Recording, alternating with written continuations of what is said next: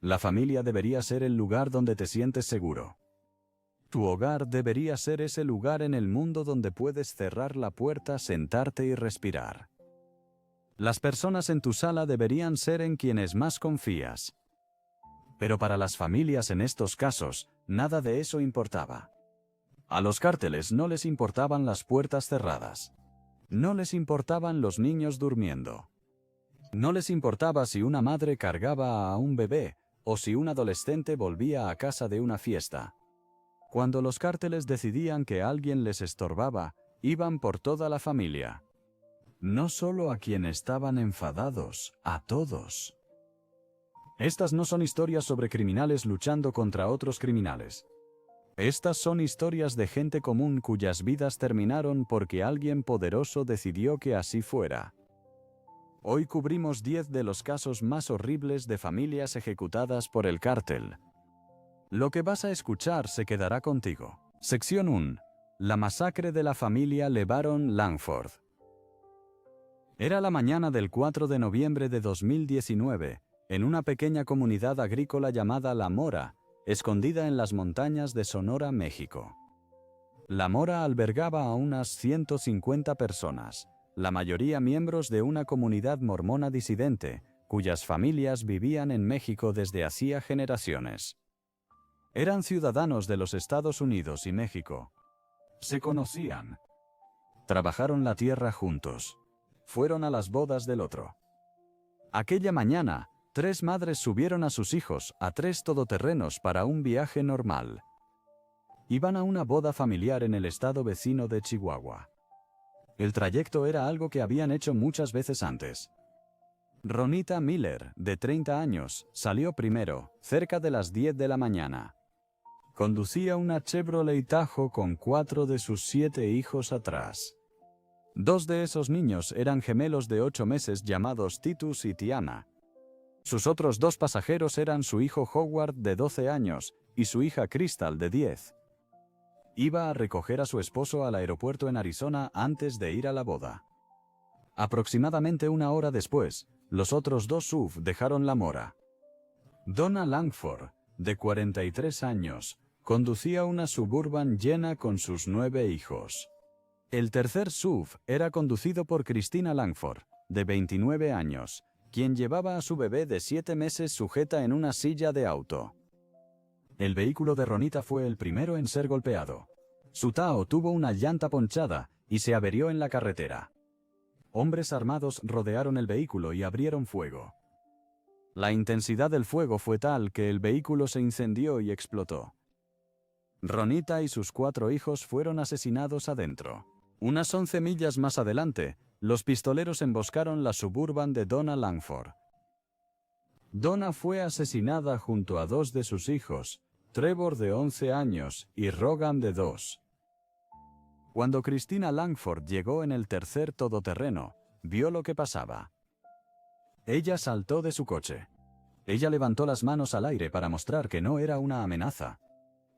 Ella intentó decirles a los hombres quién era.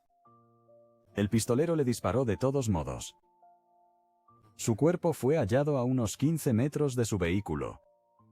Su bebé de 7 meses estaba vivo, ileso, en la silla que Christina había movido al suelo del Suburban para protegerla. 3 madres y 6 niños estaban muertos. Lo que sucedió después es una de las partes más notables de la historia. Dentro del Suburban acribillado de Donna Langford, su hijo Devin, de 13 años, seguía vivo. Había visto morir a su madre y a 2 de sus hermanos. 6 de sus hermanos menores iban en el vehículo, varios de ellos heridos de bala. Devin sacó a los niños supervivientes del SUV. Los escondió en los arbustos junto al camino y los cubrió con ramas para ocultarlos de la vista. Entonces empezó a caminar. Devin caminó unas 6 horas por terreno montañoso difícil. Recorrió aproximadamente 14 millas a pie. Cuando finalmente llegó al recinto familiar en La Mora, los hombres de la comunidad tomaron sus armas y regresaron al lugar de la emboscada para buscar a los otros niños. Al mismo tiempo, su hermana de 9 años, Mackenzie, empezó a preocuparse de que Devin no regresara. Le habían disparado en el brazo. Ella también empezó a caminar, buscando ayuda, pero tomó un camino equivocado. Los buscadores la rastrearon siguiendo sus huellas. La encontraron a las 9:45 de esa noche. Al llegar a ella, lloraba y les decía que debían volver, que sus hermanos sangraban y necesitaban ser rescatados. 5 de los niños heridos fueron trasladados en avión a un hospital en Arizona. 3 de los niños que resultaron ilesos fueron devueltos a sus familiares. Todas las heridas de los supervivientes fueron por disparos. Los investigadores finalmente señalaron al cártel La Línea, el brazo armado del cártel de Juárez. La zona del ataque era el centro de una disputa territorial entre La Línea y un grupo aliado a Sinaloa llamado los Salazar. Al principio, funcionarios mexicanos sugirieron que los pistoleros confundieron el convoy familiar con vehículos de un cártel rival. Pero la familia rechazó esa explicación. Christina Langford había bajado de su todoterreno con las manos en alto. Los tiradores debían saber que era madre y no una amenaza. Para la familia, este fue un ataque dirigido, no un error. Los funerales en La Mora y Colonia Levarón comenzaron el 7 de noviembre. Cientos de personas acudieron, algunas viajando incluso desde Dakota del Norte. Familiares dijeron después que la violencia del cártel alcanzó un nivel peor que el de grupos terroristas vistos en noticias, pues no los movía causa alguna. Solo los movía la codicia. Las detenciones ocurrieron el año siguiente. En diciembre de 2019, el jefe policial de Llanos, Chihuahua, fue arrestado por presuntamente proteger a La Línea y ayudar a encubrir los asesinatos. En noviembre de 2020, las autoridades mexicanas arrestaron a 3 sospechosos más, incluido un hombre llamado El 32, descrito como el supuesto autor intelectual. Un juez federal de Estados Unidos dictaminó después que el cártel de Juárez debía pagar $1. 5,000 millones para las familias de las víctimas. En enero de 2025, un juez federal mexicano ordenó investigar el caso como un acto de terrorismo. Pero la familia Levarón ya había estado aquí. 10 años antes, casi exactamente, otro miembro de la familia se enfrentó a un cártel y pagó el precio por ello. Su nombre era Benjamín Levarón, y lo que le ocurrió en 2009 preparó el escenario para todo lo que vino después. Sección 2. La campaña de aniquilación de la familia Reyes Salazar. La familia Reyes Salazar vivía en un pequeño pueblo agrícola llamado Guadalupe, Distrito Bravos. Se asienta al borde del Valle de Juárez en el norte de México, justo cruzando el río desde Tornillo, Texas. Durante décadas, la familia fue conocida en la zona por 2 cosas: regentaban una panadería y un puesto de barbacoa. Y eran activistas. Lucharon contra la contaminación de fábricas, abogaron por los derechos de las mujeres en Ciudad Juárez y denunciaron a funcionarios locales corruptos. Eran una familia numerosa. La madre, Sara Salazar, tuvo muchos hijos, y la mayoría se quedó en Guadalupe para criar a sus propias familias. En 2008, todo cambió.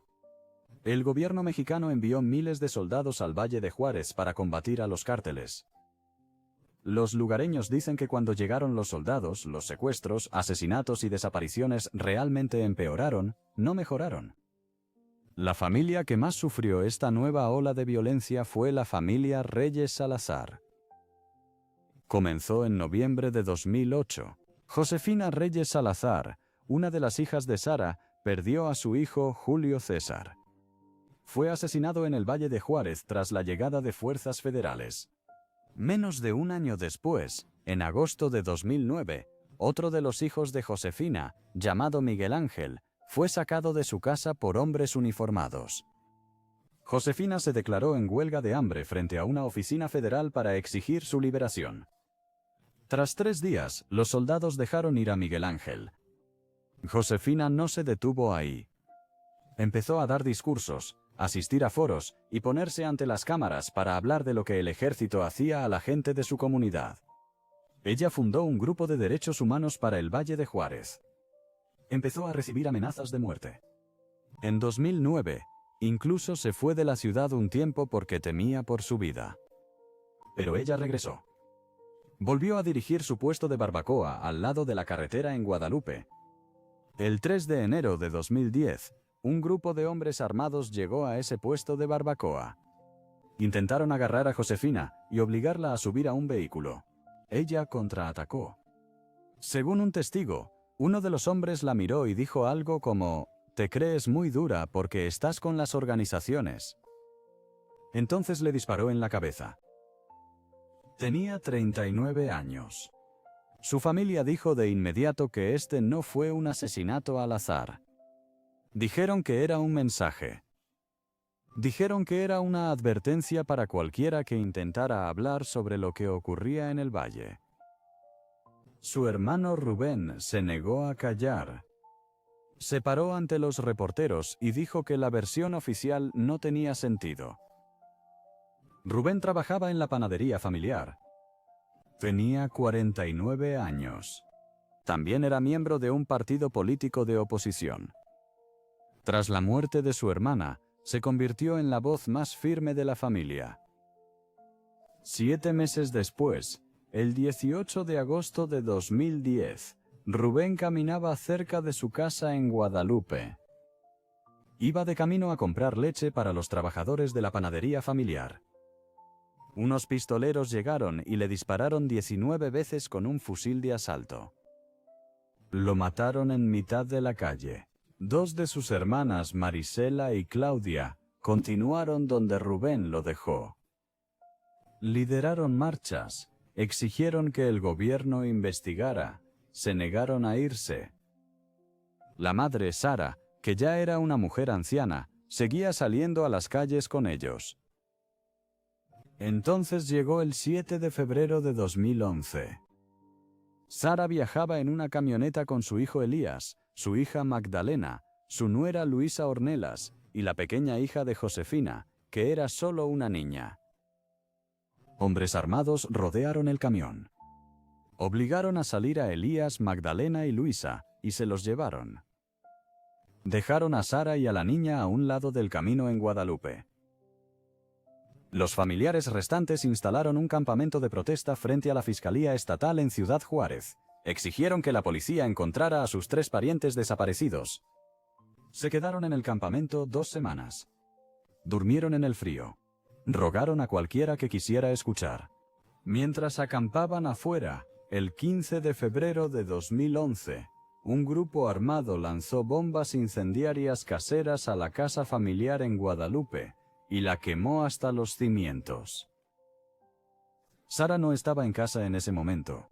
La casa estaba a menos de 100 metros de un puesto del ejército mexicano, pero ningún soldado vino a ayudar. Unos días después, la familia trasladó su protesta a Ciudad de México para presionar al gobierno federal. El gobernador de Chihuahua finalmente aceptó reunirse con Sara. Casi inmediatamente después de esa reunión, el 25 de febrero de 2011, los cuerpos de Elías, Magdalena y Luisa fueron hallados tirados a un lado de la carretera, justo a las afueras de Guadalupe. Los 3 mostraban señales de haber sido golpeados antes de morir. Se dejaron notas cerca de los cuerpos intentando vincularlos al crimen organizado, pero la familia afirmó que era mentira. Elías y Luisa eran discapacitados y caminaban con dificultad. Habían pasado toda su vida trabajando en la panadería. En menos de 14 meses, Sara Salazar había perdido a 4 de sus hijos, un de sus nietos y a su nuera. Su casa había sido incendiada. La familia que quedó, incluyendo a Saúl Reyes Salazar, su esposa e hijos, empacó y cruzó la frontera hacia los Estados Unidos. Cerca de 30 de sus familiares solicitaron asilo en El Paso, Texas. Los periódicos mexicanos empezaron a usar una palabra para describir lo que les habían hecho. La llamaron exterminio.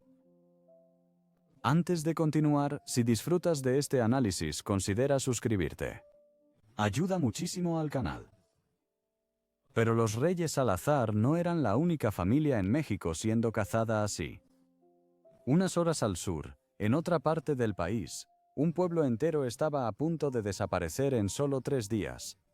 Y el cártel que lo hizo casi no dejaría nada atrás. Sección 3. La masacre de Allende. Allende es un tranquilo pueblo ganadero en el estado mexicano de Coahuila. Tiene unos 23,000 habitantes. Se encuentra a solo 40 minutos de Eagle Pass, Texas. Durante gran parte de su historia, fue el tipo de lugar donde las familias tenían ranchos, criaban ganado y hacían viajes de fin de semana al otro lado de la frontera para hacer sus compras. Para el año 2007, eso empezó a cambiar. Un cártel de drogas llamado Los Zetas se estableció. Eran uno de los grupos más violentos de México. Sus líderes eran 2 hermanos, Miguel Ángel Treviño, conocido como Z40, y su hermano menor, Omar Treviño, apodado Z42. Durante unos 4 años, los Zetas se infiltraron en Allende. Compraron casas, abrieron negocios, enviaron a sus hijos a las mismas escuelas que todos los demás. Controlaban a la policía local. El alcalde y sus funcionarios trabajaban para ellos. Al cuerpo de bomberos se le indicó qué incendios podía apagar y cuáles no. El pueblo aprendió a callar. Entonces, muy lejos en Texas, comenzó una cadena de eventos que dividiría al pueblo. Todo comenzó con una parada de tráfico en los suburbios de Dallas. La policía detuvo una camioneta y halló $802,000 ocultos en el tanque. El conductor dijo que trabajaba para un hombre llamado El Diablo. La DEA, la Agencia Antidrogas de Estados Unidos, rastreó ese nombre hasta un nativo de Dallas llamado José Vázquez Jr. Vázquez era el principal distribuidor de cocaína de los Zetas en el este de Texas. Antes de que pudieran arrestarlo, huyó cruzando la frontera hacia Allende. Pero su esposa y su madre aún vivían en Texas. Un agente de la DEA llamado Richard Martínez acorraló a Vázquez por teléfono. Le dijo que si no cooperaba, su esposa y su madre irían a prisión. Vázquez aceptó. La DEA quería una cosa. Querían los números de identificación personal de los teléfonos BlackBerry usados por los hermanos Treviño. Esos números les permitirían rastrear a los líderes de los Zetas en tiempo real. Vázquez obtuvo los números de un lugarteniente de los Zetas llamado Héctor Moreno, y se los pasó a la DEA. Entonces la DEA cometió un error fatal. Entregaron los números a una unidad especial de la Policía Federal Mexicana. Esa unidad tenía un largo historial de fugas. En unas 3 semanas, los números terminaron en manos de los propios hermanos Treviño. El cártel comprendió que alguien cercano los había traicionado, y los Treviño decidieron asegurarse de que nadie volviera a hacerlo. La tarde del viernes 18 de marzo de 2011, unos 50 camiones repletos de hombres armados irrumpieron en Allende. Los testigos recuerdan ver a desconocidos entrar a un restaurante y pedir 50 hamburguesas para llevar. A las 11 de la noche, las calles estaban desiertas. Las señales telefónicas murieron. Derribaron las puertas. El cártel tenía una lista de nombres. Iban tras Héctor Moreno, José Luis Garza Jr. y cualquiera relacionado con ellos. Los primeros objetivos fueron los ranchos de la familia Garza, justo a las afueras del pueblo. Los Garza eran una de las familias más antiguas de Allende. Algunos trabajaban en minas de carbón, otros tenían vínculos con el cártel. Muchos no tuvieron nada que ver con eso. Aquella noche era día de pago en el rancho. Los trabajadores habían venido a cobrar. Los pistoleros también los reunieron. No importaba quiénes fueran. Solo importaba que estuvieran allí. El jefe de bomberos recibió una llamada. Uno de los ranchos Garza se quemaba. Envió bomberos. Al llegar, hombres armados les apuntaron con armas y les ordenaron irse. El jefe de bomberos llamó al alcalde. El alcalde le dijo que no había nada que hacer. Los bomberos se fueron. Los secuestros se extendieron. Avanzaron hacia el norte por la carretera hacia la ciudad de Piedras Negras, a 35 millas. Gerardo Heath, un jugador de fútbol americano de 15 años, estaba con dos amigos y sus padres en el jardín delantero de la casa de su vecino. Acababa de cumplir 15 años. Llevaba puesta la camisa nueva que su madre le compró por su cumpleaños. Un camión lleno de hombres armados se detuvo. Obligaron a todos a subir al camión. La madre de Gerardo: la familia debería ser el lugar donde te sientes seguro. Tu hogar debería ser ese lugar en el mundo donde puedas cerrar la puerta, sentarte y respirar. Las personas en tu sala deberían ser en quienes más confías. Pero para las familias de estos casos, nada de eso importaba. A los cárteles no les importaban las puertas cerradas. No les importaban los niños durmiendo. No les importaba si una madre cargaba a un bebé o un adolescente volvía a casa de una fiesta. Cuando los cárteles decidían que alguien les estorbaba, iban por toda la familia, no solo por la persona que les molestaba. Todos. Estas no son historias de criminales luchando contra otros criminales. Estas son historias de gente común cuyas vidas terminaron porque alguien poderoso decidió que así fuera. Hoy cubrimos 10 de los casos más horribles de familias ejecutadas por el cártel. Lo que vas a escuchar se quedará contigo. Sección 1. La masacre de la familia LeBaron Langford. Era la mañana del 4 de noviembre de 2019, en una pequeña comunidad agrícola llamada La Mora, escondida en las montañas de Sonora, México. La Mora albergaba a unas 150 personas, la mayoría miembros de una comunidad mormona disidente cuyas familias vivían en México desde hacía generaciones. Eran ciudadanos de los Estados Unidos y México. Se conocían. Trabajaron la tierra juntos. Fueron a las bodas del otro.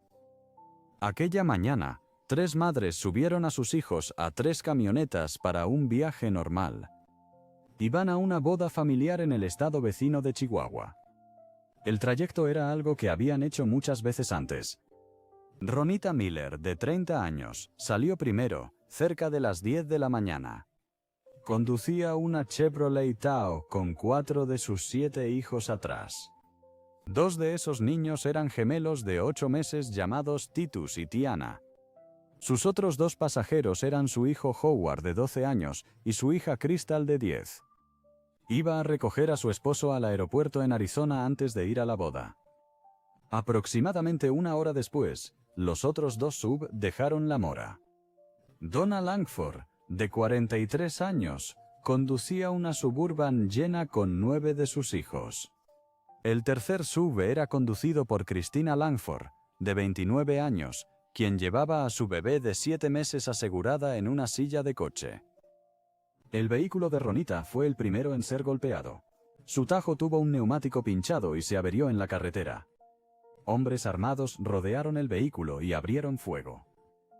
La intensidad del fuego fue tal que el vehículo se incendió y explotó. Ranita y sus 4 hijos fueron asesinados en el interior. Unas 11 millas más adelante, los pistoleros emboscaron la Suburban de Donna Langford.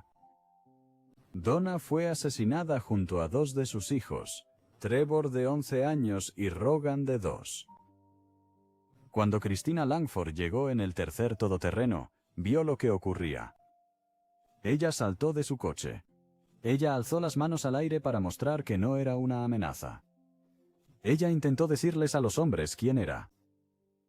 El pistolero le disparó de todos modos. Su cuerpo fue hallado a unos 15 metros de su vehículo. Su bebé de 7 meses estaba vivo, ileso, en la silla que Christina había movido al suelo de la Suburban para protegerla. 3 madres y 6 niños estaban muertos. Lo que sucedió después es una de las partes más notables de la historia. Dentro de la Suburban acribillada de Donna Langford, su hijo Devin, de 13 años, seguía vivo. Había visto morir a su madre y a 2 de sus hermanos. 6 de sus hermanos menores estaban en el vehículo, varios de ellos baleados. Devin sacó a los niños supervivientes del SUV. Los escondió entre los arbustos y los cubrió con ramas. Entonces empezó a caminar. David caminó unas 6 horas por terreno montañoso difícil. Recorrió a pie unas 14 millas. Cuando finalmente llegó al recinto familiar en La Mora, los hombres de la comunidad tomaron sus armas y regresaron al lugar de la emboscada para buscar a los otros niños. Al mismo tiempo, su hermana de 9 años, Mackenzie, empezó a preocuparse de que Devin no regresara. Le habían disparado en el brazo. Ella también empezó a caminar, buscando ayuda, pero tomó un camino equivocado. Los buscadores la siguieron por sus huellas. La encontraron a las 9:45 de esa noche. Cuando llegaron a ella, lloraba y les decía que debían volver, que sus hermanos sangraban y necesitaban ser rescatados. 5 de los niños heridos fueron trasladados en avión a un hospital en Arizona. 3 niños ilesos fueron entregados a sus familiares. Todas las heridas de los supervivientes fueron por disparos. Los investigadores finalmente señalaron al cártel La Línea, el brazo armado del cártel de Juárez. La zona del ataque era el centro de una disputa territorial entre La Línea y un grupo aliado a Sinaloa llamado Los Salazar. Funcionarios mexicanos sugirieron al principio que los pistoleros confundieron el convoy familiar con vehículos de un cártel rival, pero la familia rechazó esa explicación. Christina Langford había salido de su camioneta con las manos en alto. Los tiradores debían saber que ella era madre, y no una amenaza. Para la familia, este fue un ataque dirigido, no un error. Los funerales en La Mora y Colonia Levarón comenzaron el 7 de noviembre. Cientos de personas asistieron, algunas viajando incluso desde Dakota del Norte. Familiares dijeron después que la violencia del cártel alcanzó un nivel peor que el de grupos terroristas de los que habían oído en las noticias. Porque los cárteles no eran movidos por ninguna creencia o causa. Solo los movía la codicia. Las detenciones ocurrieron el año siguiente. En diciembre de 2019, el jefe policial de la cercana Llanos, Chihuahua, fue arrestado por presuntamente proteger a La Línea y ayudar a encubrir los asesinatos. En noviembre de 2020, autoridades mexicanas arrestaron a 3 sospechosos más, incluyendo a un hombre llamado El 32, descrito como el supuesto autor intelectual. Un juez federal estadounidense dictaminó después que el cártel de Juárez debía pagar $1, 5,000 millones para las familias de las víctimas. En enero de 2025, un juez federal mexicano ordenó investigar el caso como un acto de terrorismo. Pero la familia Levarón ya había estado aquí. 10 años antes, casi exactamente, otro miembro de la familia se enfrentó a un cártel y pagó el precio por ello. Se llamaba Benjamin Levarón, y lo que le ocurrió en 2009 preparó el escenario para todo lo que vino después. Sección 2. La campaña de aniquilación de la familia Reyes Salazar. La familia Reyes Salazar vivía en un pequeño pueblo agrícola llamado Guadalupe Distrito Bravos. Se asienta al borde del Valle de Juárez en el norte de México, justo cruzando el río desde Tornillo, Texas. Durante décadas, la familia fue conocida en la zona por 2 cosas. Regentaban una panadería y un puesto de barbacoa, y eran activistas. Lucharon contra la contaminación de las fábricas, abogaron por los derechos de las mujeres en Ciudad Juárez y denunciaron a funcionarios locales corruptos. Eran una familia numerosa. La madre, Sara Salazar, tuvo muchos hijos, y la mayoría se quedó en Guadalupe para criar a sus propias familias. En 2008, todo cambió. El gobierno mexicano envió miles de soldados al Valle de Juárez para combatir a los cárteles. Los lugareños dicen que cuando llegaron los soldados, los secuestros, asesinatos y desapariciones realmente empeoraron, no mejoraron. La familia que más sufrió esta nueva ola de violencia fue la familia Reyes Salazar. Comenzó en noviembre de 2008. Josefina Reyes Salazar, una de las hijas de Sara, perdió a su hijo Julio César. Fue asesinado en el Valle de Juárez tras la llegada de fuerzas federales. Menos de un año después, en agosto de 2009, otro de los hijos de Josefina, llamado Miguel Ángel, fue sacado de su casa por hombres uniformados. Josefino inició una huelga de hambre frente a una oficina federal para exigir su liberación. Tras 3 días, los soldados dejaron ir a Miguel Ángel. Josefina no se detuvo ahí. Empezó a dar discursos, asistir a foros y ponerse ante las cámaras para hablar de lo que el ejército hacía a la gente de su comunidad. Ella fundó un grupo de derechos humanos para el Valle de Juárez. Empezó a recibir amenazas de muerte. En 2009, incluso se fue de la ciudad un tiempo porque temía por su vida. Pero ella regresó. Volvió a dirigir su puesto de barbacoa a un lado de la carretera en Guadalupe. El 3 de enero de 2010, un grupo de hombres armados llegó a ese puesto de barbacoa. Intentaron agarrar a Josefina y meterla a la fuerza en un vehículo. Ella se defendió. Según un testigo, uno de los hombres la miró y dijo algo como: «Te crees muy ruda porque estás con las organizaciones». Entonces le disparó en la cabeza. Tenía 39 años. Su familia dijo de inmediato que este no fue un asesinato al azar. Dijeron que era un mensaje. Dijeron que era una advertencia para cualquiera que intentara denunciar lo que ocurría en el valle. Su hermano Rubén se negó a callar. Se puso ante los reporteros y dijo que la versión oficial no tenía sentido. Rubén trabajaba en la panadería familiar. Tenía 49 años. También era miembro de un partido político de oposición. Tras la muerte de su hermana, se convirtió en la voz más firme de la familia. 7 meses después, el 18 de agosto de 2010, Rubén caminaba cerca de su casa en Guadalupe. Iba de camino a comprar leche para los trabajadores de la panadería familiar. Unos pistoleros llegaron y le dispararon 19 veces con un fusil de asalto. Lo mataron en mitad de la calle. 2 de sus hermanas, Marisela y Claudia, continuaron donde Rubén lo dejó. Lideraron marchas, exigieron que el gobierno investigara, se negaron a irse. La madre, Sara, que ya era una mujer anciana, seguía saliendo a las calles con ellos. Entonces llegó el 7 de febrero de 2011. Sara viajaba en una camioneta con su hijo Elías, su hija Magdalena, su nuera Luisa Ornelas y la pequeña hija de Josefina, que era solo una niña. Hombres armados rodearon el camión. Obligaron a salir a Elías, Magdalena y Luisa, y se los llevaron. Dejaron a Sara y a la niña a un lado del camino en Guadalupe. Los familiares restantes instalaron un campamento de protesta frente a la oficina del fiscal general en Ciudad Juárez. Exigieron que la policía encontrara a sus 3 familiares desaparecidos. Acamparon 2 semanas. Durmieron en el frío. Le rogaron a cualquiera que escuchara. Mientras acampaban afuera, el 15 de febrero de 2011, un grupo armado lanzó bombas incendiarias caseras a la casa familiar en Guadalupe y la quemó por completo. Sara no estaba en casa en ese momento. La casa estaba a menos de 100 metros de un puesto del ejército mexicano, pero ningún soldado vino a ayudar. Unos días después, la familia trasladó su protesta a Ciudad de México para presionar al gobierno federal. El gobernador de Chihuahua finalmente aceptó reunirse con Sara.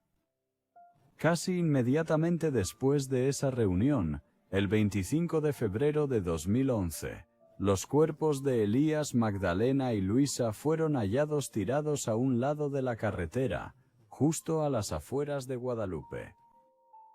Los 3 mostraban señales de haber sido golpeados antes de morir.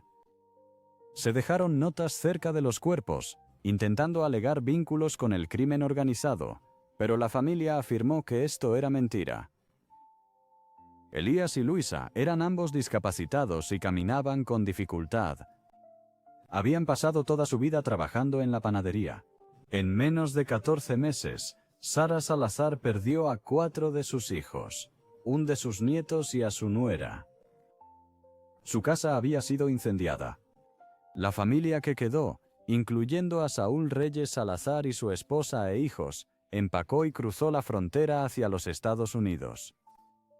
Cerca de 30 de sus familiares solicitaron asilo en El Paso, Texas. Los periódicos mexicanos empezaron a usar una palabra para describir lo que les habían hecho. La llamaron exterminio. Antes de continuar, si disfrutas este análisis, por favor considera suscribirte. Ayuda muchísimo al canal. Pero los Reyes Salazar no eran la única familia en México siendo cazada así. Unas horas al sur, en otra parte del país, un pueblo entero estaba a punto de desaparecer en solo 3 días.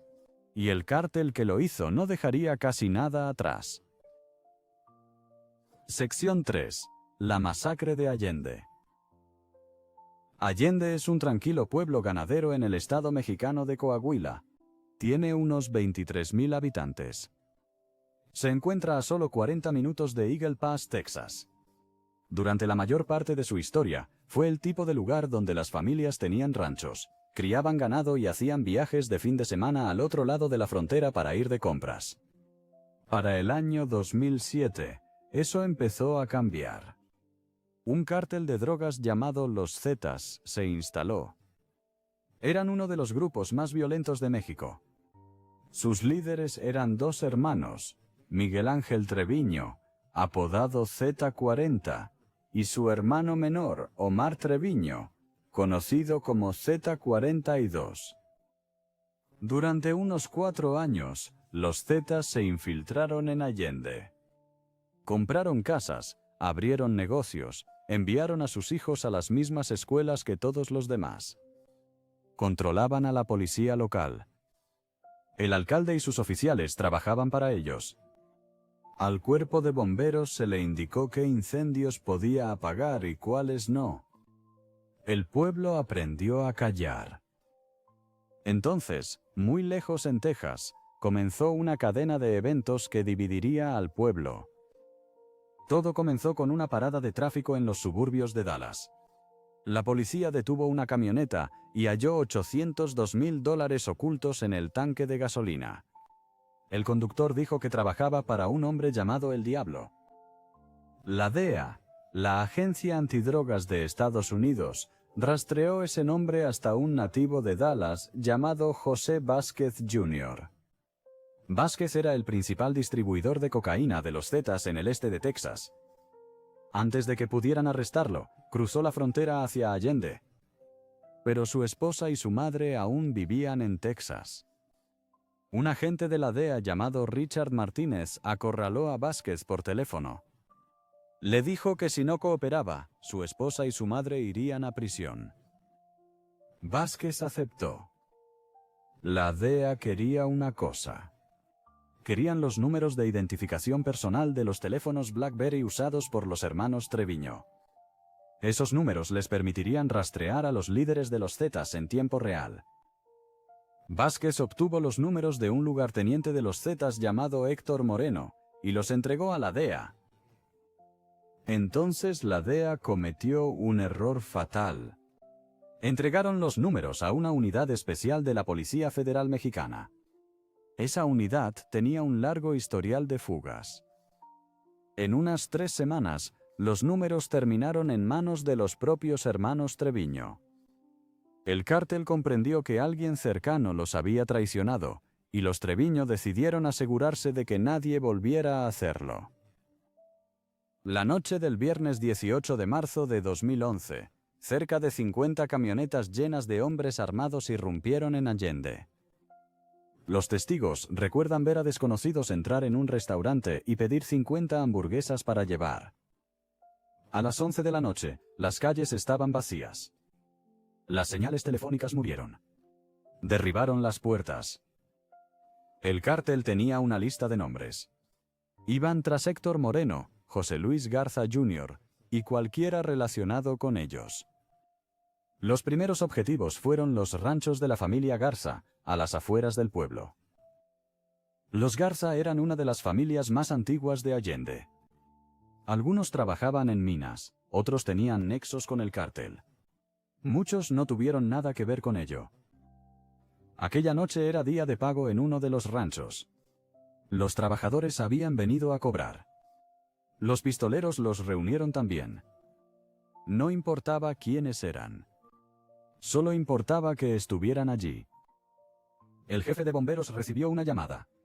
Un rancho Garza ardía. ¿Envió bomberos? Al llegar, hombres armados les apuntaron y les ordenaron marcharse. El jefe de bomberos llamó al alcalde. El alcalde le dijo que no había nada que hacer. Los bomberos se fueron. Los secuestros se extendieron. Avanzaron hacia el norte por la carretera hacia la ciudad de Piedras Negras, a 35 millas. Un jugador de fútbol americano de 15 años llamado Gerardo Heath estaba con 2 amigos y sus padres en el jardín delantero de su vecino. Acababa de cumplir 15 años. Llevaba puesta la camisa nueva que su madre le compró por su cumpleaños. Un camión lleno de hombres armados se detuvo. Obligaron a todos a subir al camión.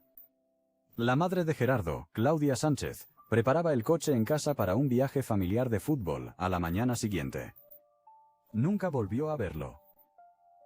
Un ingeniero de fábrica llamado Edgar Ávila veía un partido de fútbol en casa de un amigo.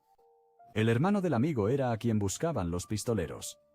El hermano no estaba en casa. Los pistoleros se llevaron a todos los demás. La esposa de Edgar esperaba a su segundo hijo. Nunca regresó. A la mañana siguiente, un sábado, el cártel trajo maquinaria pesada. Derribaron casas y negocios por toda la región. Algunas de las casas destruidas estaban a la vista de la comisaría, los bomberos y un puesto militar. La línea de emergencias recibió cerca de 250 llamadas ese día. Nadie vino. El cártel incluso invitó a los vecinos a saquear lo que quisieran de las casas destruidas, y muchos lo hicieron. Las víctimas secuestradas fueron llevadas a un rancho fuera de Allende, propiedad de la familia Garza. Dentro de un gran cobertizo usado para guardar pienso, el cartel les quitó la vida y quemó los cuerpos durante horas. Al finalizar los 3 días de disturbios el 20 de marzo, la destrucción era casi incalculable. Cerca de 40 casas y 7 ranchos habían sido borrados del mapa. Alrededor de 80 familias habían sido secuestradas. La cifra oficial de muertos del gobierno mexicano fue de solo 28. Los grupos de víctimas sitúan la cifra real cerca de 300. La familia Garza por sí sola perdió a casi 20 miembros. Entre ellos había una bisabuela de 81 años y su bisnieto de 7 meses. Los 2 hermanos mayores del bebé, de 5 y 3 años, fueron dejados en un orfanato en Piedras Negras tras la muerte de sus padres. Los hermanos Treviño fueron finalmente capturados en 2013 y 2015. El gobierno mexicano se disculpó formalmente con Allende en 2019. Pero el mismo año en que Allende era destruido, un horror aún mayor se desarrollaba mucho más al norte, a un costado de una carretera en otro estado mexicano, donde los Zetas dirigían un tipo de operación distinta que dejaría a casi 200 personas en fosas comunes. Sección 4. La masacre de la fiesta de cumpleaños en Villas de Salvarcar. Ciudad Juárez se ubica justo al otro lado del río de El Paso, Texas. Para el año 2010, se había convertido en una de las ciudades más mortíferas del mundo. Más de 3.000 personas morirían allí solo ese año. 2 carteles luchaban por el control de las calles. El cártel de Sinaloa quería tomar la ciudad. El cártel de Juárez, con su brazo armado llamado La Línea, quería conservarlo. Atrapadas en medio estaban familias comunes intentando vivir vidas normales en barrios de clase trabajadora. Uno de esos barrios se llamaba Villas de Salvarcar. Se encuentra en el sureste de la ciudad, lleno de pequeñas casas de concreto muy juntas.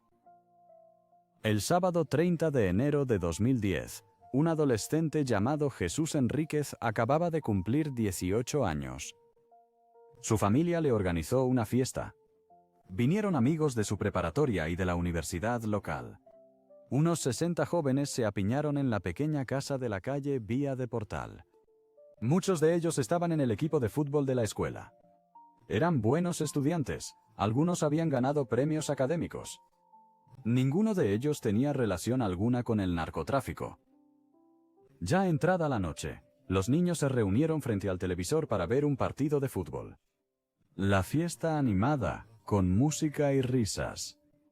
Justo antes de medianoche, 7 coches con lunas tintadas recorrieron la calle. Bajaron unos 20 hombres armados.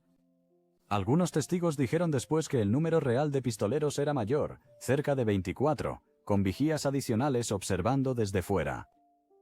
Los hombres cerraron ambos extremos de la calle para que nadie pudiera entrar ni salir. Luego entraron a la casa y abrieron fuego. Algunos niños intentaron huir. Les dispararon al salir por la puerta principal. Unos pocos corrieron a los patios vecinos, tratando de hallar un escondite. Algunos de esos vecinos oyeron los disparos e intentaron llamar a emergencias. Suplicaron que viniera la policía. El ejército mexicano y la policía federal no llegaron hasta que los pistoleros ya se habían ido. Cuando los investigadores llegaron finalmente al lugar, contaron más de 100 casquillos de rifle en los suelos y la acera. 14 de los jóvenes ya se habían ido. Otros 12 resultaron gravemente heridos. 2 de ellos murieron después en el hospital. El número total de muertos alcanzó 16. Sus edades iban de 15 a 20 años. El barrio fue destruido. Las madres corrían a la casa en pijama buscando a sus hijos. Una mujer que solo dio su nombre como Marta por miedo a que el pistolero regresara dijo que sus 2 hijos habían sido asesinados. Ambos jugaron fútbol en la preparatoria. Ella se paró fuera de la casa y preguntó quién se había llevado a sus 2 hijos. Ella preguntó qué daño podrían haberle hecho sus hijos a nadie. Una víctima de 17 años llamada José Adrián Encina era un estudiante destacado. Su primo dijo que quería ser médico. Había ganado un premio académico del gobernador del estado de Chihuahua apenas meses antes. El presidente mexicano, Felipe Calderón, estaba de viaje en Japón cuando surgió la noticia. Se paró frente a los reporteros y llamó pandilleros a las víctimas. Las familias de los fallecidos estaban furiosas. Conocían a sus hijos. Colgaron enormes carteles fuera de sus casas diciéndole a Calderón que, hasta que encontrara a los responsables, lo llamarían asesino. Calderón se retractó más tarde de lo dicho y viajó a Juárez para disculparse personalmente con las familias. 4 días después de los asesinatos, el ejército mexicano arrestó a un hombre llamado José Dolores Arroyo Chavarría. Él confesó todo. Dijo que había sido vigía para los pistoleros. Dijo que la orden vino desde el cártel de Juárez y su brazo armado, la Línea. Dijo que el cártel tenía mala información. Alguien les había dicho que miembros de una banda rival estaban en la fiesta. La orden era sencilla: asegurarse de que nadie saliera vivo. Para marzo, el ejército mexicano había arrestado a varios implicados más en los asesinatos. Uno de ellos era un hombre llamado Israel Arzate Meléndez. Años después, la Suprema Corte Mexicana dictaminó que fue forzado a una confesión falsa mediante abusos y lo dejó libre. Otros 4 fueron juzgados: José Dolores Arroyo, Aldo Fabio Hernández, Heriberto Martínez y Juan Alfredo Soto Arias, todos condenados en julio de 2011. Cada uno de ellos fue sentenciado a 240 años de prisión. En 2012, las autoridades mexicanas confirmaron que quien ordenó la masacre fue José Antonio Acosta Hernández, apodado El Diego. Fue un exoficial de policía en Chihuahua, quien se convirtió en líder de la línea. Para entonces ya estaba en prisión por ordenar el asesinato de un empleado del consulado estadounidense en Juárez. Confesó haber ordenado más de 1,500 asesinatos durante su tiempo en el cártel. Luego, en 2012, una cadena de noticias mexicana llamada Univisión dio una noticia que conmocionó a ambos países. Investigadores mexicanos rastrearon 3 de los rifles usados en la masacre de Villas de Salvarcar. Esos rifles fueron vendidos originalmente dentro de Estados Unidos como parte de una fallida operación estadounidense llamada Rápido y Furioso. El plan había sido para los CE. El gobierno de Estados Unidos permitió el paso de armas a México para rastrear su destino final. Terminaron en manos de la línea, y luego terminaron en esa casa llena de adolescentes. Antes de continuar, si disfruta de este análisis, considere suscribirse. Ayuda muchísimo al canal. Las familias de los 16 fallecidos nunca encontraron paz. Muchos de ellos dijeron que ya no confiaban en México. Algunos empacaron todas sus pertenencias y se mudaron cruzando el río a Texas, para mantener a salvo a sus otros hijos. Pero lo ocurrido en Juárez no fue el único lugar donde una familia mexicana era destrozada una y otra vez. A unas 200 millas al sur, otra madre estaba a punto de perder casi todo lo que había construido, y moriría luchando por su hija. Sección 5. La venganza de Marisela Escobedo. Marisela Escobedo Ortiz nació el 12 de junio de 1958. Ella era enfermera. Era madre de 5 hijos. Ella había regentado una pequeña tienda. Vivía en Ciudad Juárez, Chihuahua, con su familia. Según todos los relatos, era una mujer común con una vida común. Luego, en 2008, su hija de 16 años desapareció, y la vida de Marisela se convirtió en una lucha de 9 años que terminó frente a un edificio gubernamental con el mundo entero observando. El nombre de su hija era Ruby Marisol Freire Escobedo. Ruby había mantenido una relación con un hombre llamado Sergio Rafael Barraza Bocanegra. Sergio tenía vínculos con el cártel de los Zetas mediante una banda local llamada Los Aztecas. Juntos, Ruby y Sergio tuvieron una hija llamada Heidi. En agosto de 2008, Ruby salió de casa y nunca regresó. Sergio afirmó que no tuvo nada que ver con eso. La policía mexicana casi no hizo nada. Así que Marisela empezó a buscar a su hija ella misma. Ella siguió a Sergio por 2 estados. Ella hizo llamadas. Ella llamó a las puertas. Ella repartió folletos. Lo encontró en junio de 2009, en un pueblo llamado Fresnillo, en el estado de Zacatecas. Las autoridades mexicanas lo arrestaron y lo llevaron de vuelta a Ciudad Juárez. En el tribunal, Sergio confesó. Dijo que él había sido quien le quitó la vida a Ruby. Él reveló a los jueces dónde había ocultado sus restos. Incluso se disculpó con Marisela ante los jueces y llamó a lo que hizo un gran dolor que nadie podría reparar. Entonces ocurrió algo casi increíble. En abril de 2010, 3 jueces en Chihuahua dictaminaron que no había pruebas suficientes para condenar a Sergio. Lo dejaron en libertad. Los nombres de esos 3 jueces se hicieron famosos en México. Eran Catalina Ochoa, Rafael Budib y Netzahualcóyotl Zúñiga. Aunque Sergio había confesado en el tribunal, aunque había indicado a la policía dónde estaban los restos de Ruby, los jueces dijeron que las pruebas no eran suficientes. Salió del tribunal siendo un hombre libre. Marisela no podía creerlo. Ella se negó a aceptarlo. Ella empezó a protestar, organizó marchas, habló con reporteros, viajó por todo México contando la historia de Ruby. Su trabajo llamó la atención de periódicos y grupos de derechos humanos. En mayo de 2010, un tribunal superior mexicano revisó el caso y anuló el fallo. Los jueces que dejaron libre a Sergio fueron suspendidos. Sergio fue condenado a 50 años de prisión por el asesinato de Ruby. Pero para cuando dictaron la sentencia, Sergio ya había desaparecido. Marisela lo encontró de nuevo. En julio de 2010, lo rastreó hasta Zacatecas por segunda vez. Ella informó a las autoridades su ubicación exacta. Se movieron demasiado lento. Escapó antes de que los agentes pudieran atraparlo. Marisela viajó a la Ciudad de México. Ella quería hablar directamente con el presidente de México, Felipe Calderón. Él se negó a reunirse con ella. Fue enviada a un funcionario inferior. Ella llegó a casa sin nada. Al mismo tiempo, amenazaban a la familia. A los amigos del cártel de Sergio no les gustaba que Marisela siguiera haciendo ruido.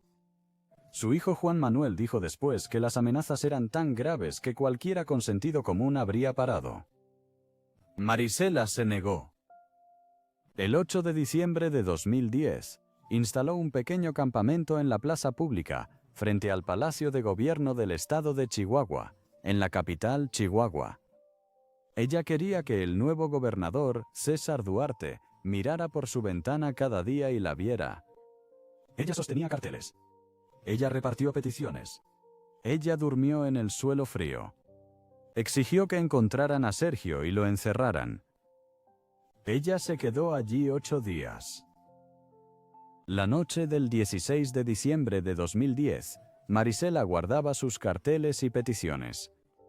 Su hermano Ricardo la ayudaba. Un coche se detuvo. Un hombre salió con un arma. Marisela intentó cruzar la calle corriendo. Llegó hasta los escalones del Palacio de Gobierno antes de que el pistolero la alcanzara y le disparara una vez en la cabeza. Tenía 52 años.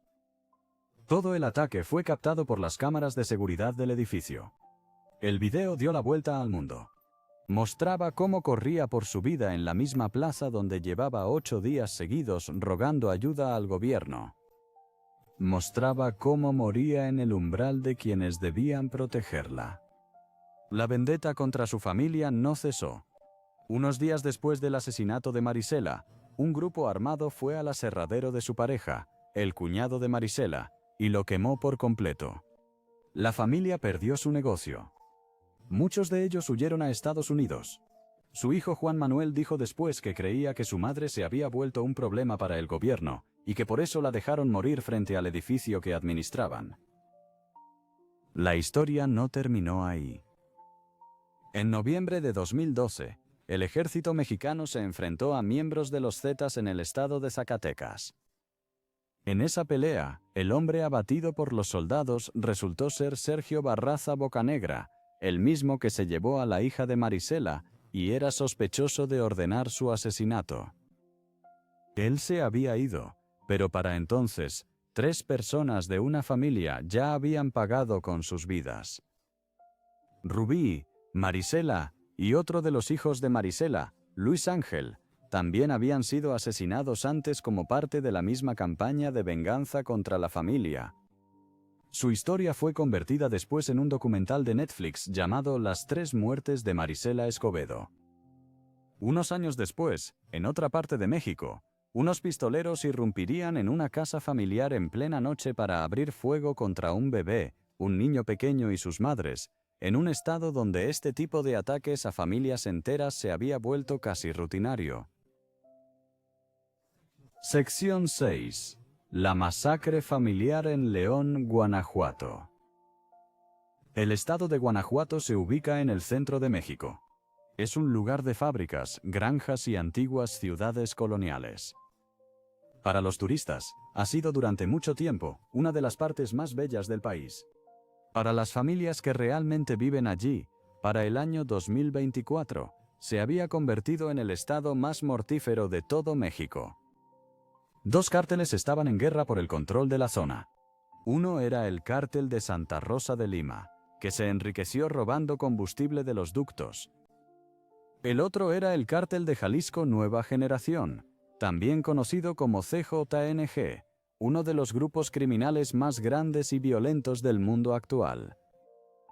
La guerra entre estos 2 grupos había convertido barrios comunes en zonas de combate. En 2023, murieron más policías solo en Guanajuato que en todo Estados Unidos. León es la ciudad más grande de Guanajuato. Es una ciudad industrial de clase trabajadora. Es conocida por sus fábricas de cuero y sus zapateros. La noche del domingo 9 de junio de 2024, una familia normal estaba en casa, en un barrio llamado Industrial. No hubo nada especial en la velada. Había 2 niños allí. Uno era un niño pequeño de 2 años. El otro era un bebé de apenas 8 meses. Sus madres y otras parientes estaban en casa con ellas. Algunos de los hombres de la familia también estaban allí. Aquella noche, las cámaras de seguridad de la calle captaron algo extraño. 5 oficiales de la Guardia Nacional Mexicana venían caminando por la calle. Iban vestidos con equipo antibalas completo. Cruzaron la calle y entraron en la casa de la familia. No tenían una orden de registro. Estuvieron dentro por varios minutos. Las cámaras captaron el momento en que salieron de nuevo cerca de las 9:17 de la noche cargando una bolsa de plástico negra grande. Luego se fueron. Unos 5 minutos después de que los guardias nacionales se fueran, apareció otro grupo de hombres armados. Según los hombres de la familia que vivieron para contarlo, este segundo grupo vino buscando a uno de los miembros varones. Al descubrir que no estaba en casa y que ya había escapado, decidieron hacer pagar a alguien. Caminaron por la casa y abrieron fuego contra quienquiera que quedara dentro. Los 2 hombres en la casa oyeron a los pistoleros acercarse. Subieron al tejado y se escondieron. Fueron las únicas personas en la casa que sobrevivieron a lo que ocurrió después. Cuando los asesinos terminaron, salieron a la noche y desaparecieron. La policía llegó y halló a 6 personas ausentes. 4 mujeres habían sido asesinadas. El niño de 2 años había sido asesinado. El bebé de 8 meses había sido asesinado. Los investigadores dijeron después que recuperaron casquillos de muchos tipos de armas dentro de la casa, lo que significa que el atacante portaba varias armas. A la mañana siguiente, el gobernador de Guanajuato, Diego Sinigüe Rodríguez, compareció ante las cámaras y calificó lo ocurrido como un hecho lamentable. Dijo que 2 hombres sobrevivieron porque se escondieron en el techo al ver venir a los asesinos. Dijo que la fiscalía de su estado ya tenía pistas sobre quiénes eran los pistoleros. También dijo algo que convirtió el caso en un escándalo nacional. Dijo que los 2 hombres sobrevivientes declararon a los investigadores que los oficiales de la Guardia Nacional entraron a la casa minutos antes que los pistoleros y que se llevaron algunas pertenencias en esa bolsa negra. Fue entonces cuando la historia estalló en todo México. La Guardia Nacional es una fuerza de policía militar. Fue creado por el anterior presidente mexicano, Andrés Manuel López Obrador, para combatir a los cárteles. Había pasado años diciéndole al país que la Guardia Nacional era distinta a la policía local corrupta, que se podía confiar en ella. Ahora hay un vídeo de seguridad que muestra a 5 de sus oficiales entrando a una casa familiar sin permiso, saliendo con una bolsa y siendo seguidos 5 minutos después por un grupo de asesinos que eliminaron a casi todos los que estaban dentro. Se le preguntó a López Obrador al respecto durante una de sus conferencias matutinas. Admitió que 5 oficiales de la Guardia Nacional fueron detenidos por lo que llamó faltas a la disciplina militar. Dijo que ahora estaban bajo custodia del Departamento de Defensa, pero se negó a dar más detalles sobre si estaban siendo investigados por los asesinatos mismos. Solo dijo que si se descubría que algún guardia estaba implicado, sería castigado. Hasta el día de hoy, no se ha dado una explicación pública completa de lo que hacían esos 5 agentes dentro de la casa minutos antes de que 6 miembros de una familia fueran asesinados. Nadie ha sido acusado de asesinato por sus roles, al menos no públicamente. El alcalde de León dijo que hubo detenciones en el caso, pero nunca dio detalles sobre quiénes fueron arrestados ni de qué se les acusaba. El asesinato en León no fue un hecho aislado. Poco más de un mes después, en julio de 2024, en otra localidad de Guanajuato llamada Yuriria, hombres armados abrieron fuego en una obra en construcción y mataron a 6 personas de 2 familias distintas, incluido un adolescente. Eso sumó 3 masacres de familias mexicanas en Guanajuato, en poco más de un mes. El patrón era siempre el mismo. Grupos armados entraban en hogares o lugares de trabajo buscando a una persona y luego mataban a todos los que encontraban. Para entonces, México sumaba más de 450,000 asesinatos desde el inicio de la guerra contra los cárteles en 2006. Antes de continuar, si disfrutas de este análisis, considera suscribirte. Ayuda muchísimo al canal. Muy al sur, en otra parte de México, en un pequeño pueblo montañoso cerca de la frontera con Guatemala, hombres armados se colaban en una casa familiar en la oscuridad y hacían algo casi idéntico a lo ocurrido en León. Solo que esta vez, las víctimas estarían durmiendo al abrirse la puerta. Sección 7. La masacre familiar de Pantejo, Chiapas. Chiapas es el estado más sureño de México. Se encuentra justo en la frontera con Guatemala. Durante gran parte de su historia, fue conocido por sus montañas, sus cafetales y su gran población indígena. La gente allí habla mayormente lenguas indígenas locales además del español. La tierra es pobre. Los pueblos son pequeños. Durante mucho tiempo Chiapas no fue un lugar del que nadie hablara al tratar la guerra contra el narcotráfico en México. Eso cambió. Dos de los mayores cárteles del mundo, el de Sinaloa y el Jalisco Nueva Generación, empezaron a disputarse Chiapas por su ubicación en el mapa. El estado es la principal vía para drogas, armas y migrantes que suben desde Centroamérica hacia los Estados Unidos. Quien controla Chiapas controla una gran parte de ese flujo de dinero. Grupos locales fueron arrastrados a la lucha. Algunos se aliaron con el cártel de Sinaloa, otros trabajaron con Jalisco. El resultado fue que pequeños pueblos de montaña que nunca habían visto tal violencia de pronto tenían hombres armados en cada camino. Uno de esos pueblos se llama Panteló. Se alza en las tierras altas de Chiapas, en una zona donde la mayoría son comunidades indígenas tzotziles y tzeltales. Durante casi 20 años, Panteló estuvo controlado por una familia local, conocida como los Herrera. La familia Herrera tenía poder político. Controlaban el gobierno municipal. También se habían vinculado profundamente al crimen organizado, con nexos que remontaban al cártel de Sinaloa. En 2021, la gente de Panteló finalmente se hartó. Residentes de 86 comunidades distintas se unieron. Ellos nombraron su propio consejo de gobierno. Forzaron la salida del alcalde oficial. Formaron un grupo de autodefensa llamado El Machete. Los combatientes de El Machete expulsaron a los Herrera del pueblo. Por un breve instante, pareció que el pueblo había ganado. Pero los Herrera se reagruparon. Se aliaron con grupos armados del municipio vecino de Chenalo y formaron una nueva fuerza que llamaron Ejército Civil de los Indígenas. Desde ese momento, los dos grupos armados, el Machete por un lado y los Herrera con su ejército civil por el otro, libraron una guerra lenta por el control de Panteló.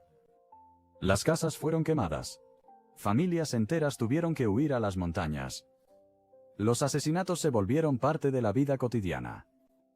Una de las cosas que los Herrera hacían una y otra vez era perseguir a familias que se negaban a unirse a sus filas. Si un joven de la familia no tomaba las armas para luchar, todos ellos podían pagar el precio. Para junio de 2024, este patrón era tan conocido que periodistas locales en Chiapas escribieron sobre ello abiertamente. Luego llegó la madrugada del viernes 14 de junio de 2024. Eran cerca de las 5 de la mañana. El sol aún no había salido sobre las montañas. En una pequeña casa en Panteló, 6 personas de una misma familia dormían. Sus nombres eran Hernán López, de 37 años, Ernestina Guzmán Arias, de 35, Eliseo Ortiz Guzmán, de 17, Víctor Ortiz Guzmán, de 15, Reinaldo Ortiz Guzmán, de 4, y Hernán López Guzmán, de apenas un año. Al menos 3 hombres armados entraron en la casa. Testigos e investigadores afirman que los pistoleros dispararon contra toda la familia mientras aún estaban en sus camas. Cuando terminó, los 6 habían desaparecido. El más pequeño era un bebé que apenas sabía caminar. El mayor era un padre de 37 años.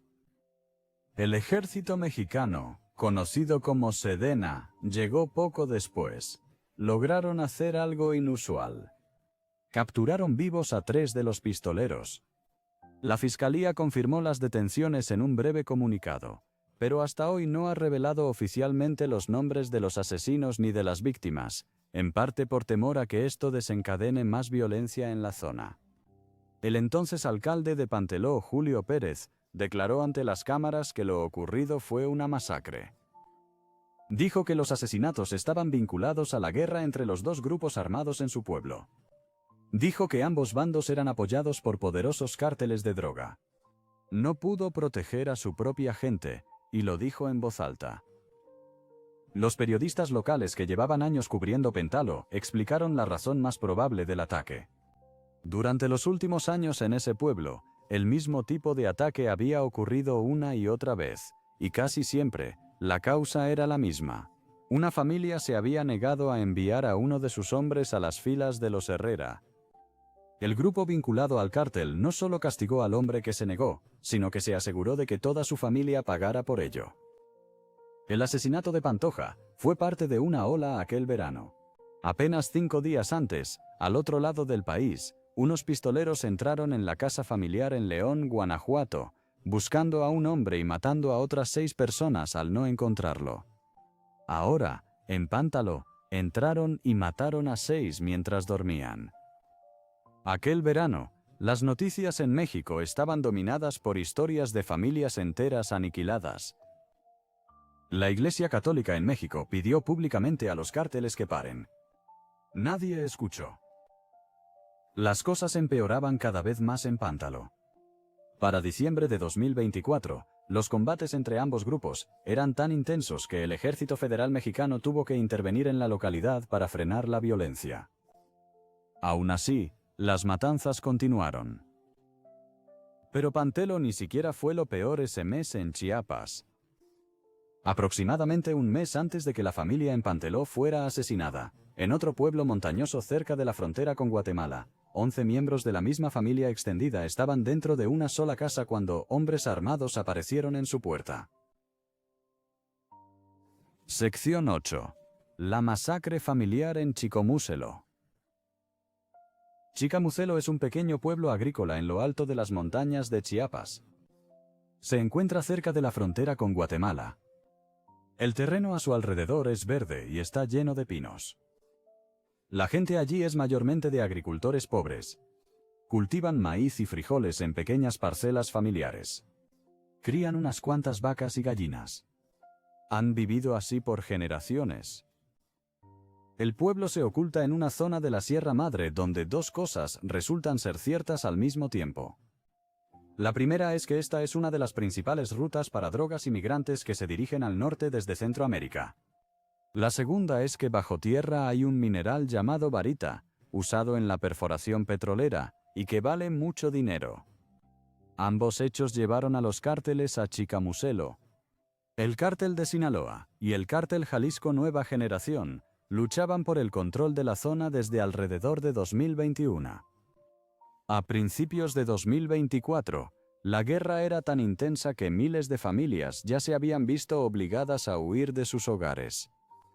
Algunas comunidades pasaron de 1,000 habitantes a solo unos cientos. La gente dormía en el suelo por la noche, pues el tiroteo afuera era intenso. El ejército mexicano llegaría solo después de que cesaran los disparos. Dentro de esta zona de guerra había un pequeño pueblo llamado Nueva Morelia.